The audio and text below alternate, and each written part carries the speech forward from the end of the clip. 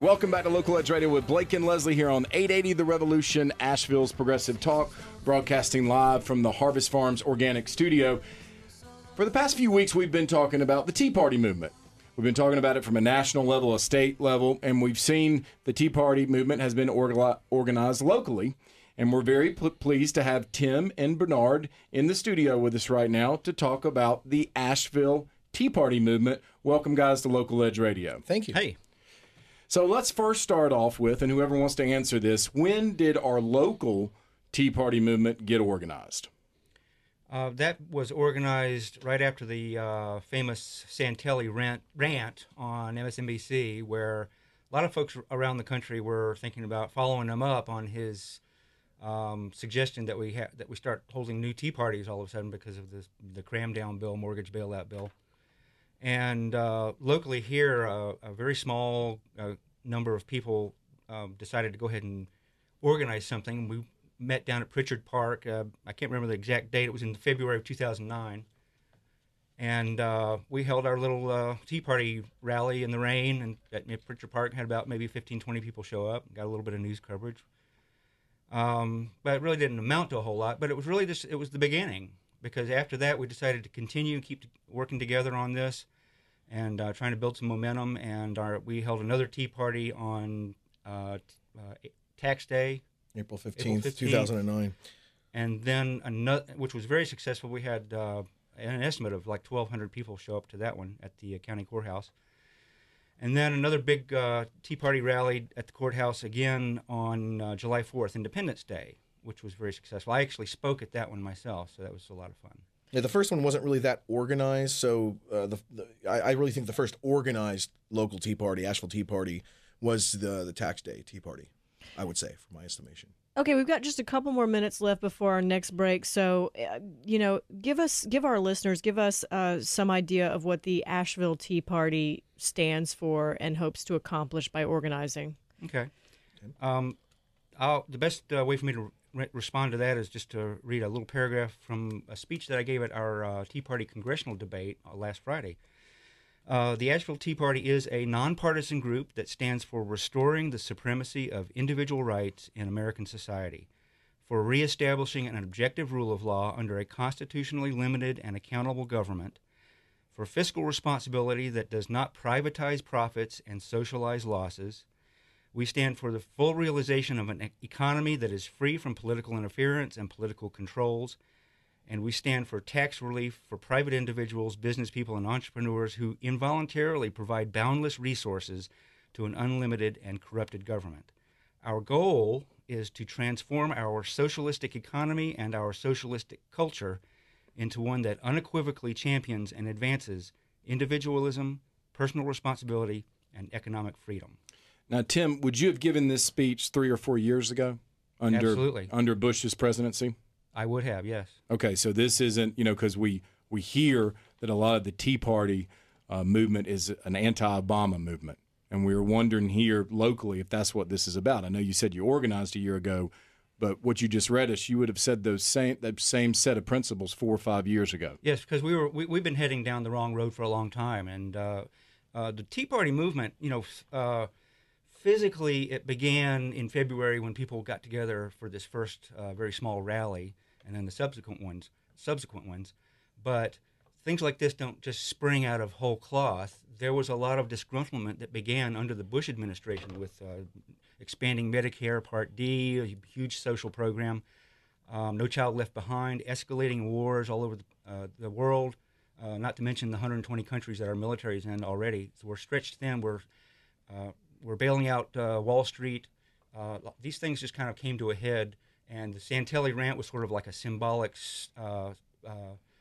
trigger point. It kind of accumulated in the stimulus package and kind of went on into the new administration with the bailouts. And I think that's what really sparked a lot of people's hostility towards how are we spending our money? How is the government spending our money? We've got a break in just a second. I just want to introduce one idea before we go to break, and we'll come back and talk about it on the other side. But a lot of people see some irony in the Tea Party's founding and its support from Dick Armey's Freedom Works organization. And Dick Armey was a huge spender when he was in Congress, and then a huge lobbyist, turned his role in government into a huge lobbying position and founded Freedom Works. So we're going to talk about that when we come back. I just wanted to give you fair warning. And we're gonna be right back with the Tea Party, and we're going to take your calls at 252-4348. This is Local Edge Radio on 880 The Revolution. Welcome back to the third hour of Local Edge Radio with Blake and Lesley here on 880 The Revolution, Asheville's Progressive Talk.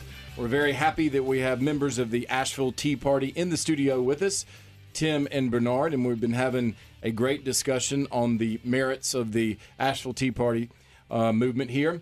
So I got to ask you, I guess, we've heard a lot that people feel disenfranchised at this point, that they're really unhappy with the government. And it was very refreshing to hear you say, Tim, that you would have given that same speech 4 years ago, under the Bush administration, because Lesley and I have argued that point, that a lot of these movements seem to be anti-Obama.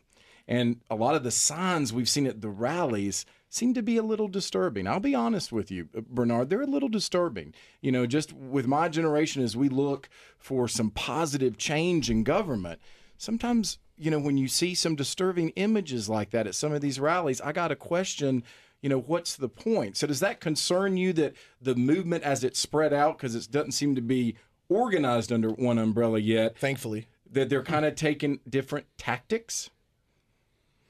Different tactics. Well, I don't know. I can only speak personally for what we've done locally at the Tea Party, at our Tea Party so far, and I don't recall of any dangerous, scary thing. Like, I don't know what you're talking about exactly.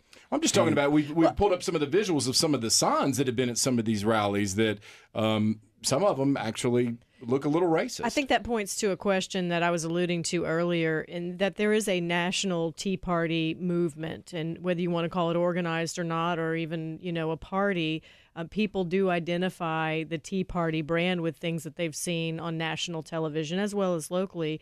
So in identifying yourself as a Tea Party organization, and now you guys are organized into a PAC, how do you square with some of the imagery and, tracing the Tea Party back to Dick Armey, for example? How do you square your brand locally with that other national perception of what this group is and stands for?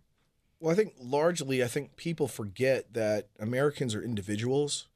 And just because I'm involved or Tim's involved or any of us are involved with the local Tea Party movement, that we are individuals. We do have our own minds, and that we're not going after some kind of a group mentality and saying, oh, we're all this type of person. And I personally don't trust the media. I mean, people pick out photographs and videos of what they want to show the American people to bias people's opinion of what a group or a movement is. I mean, that happens all the time.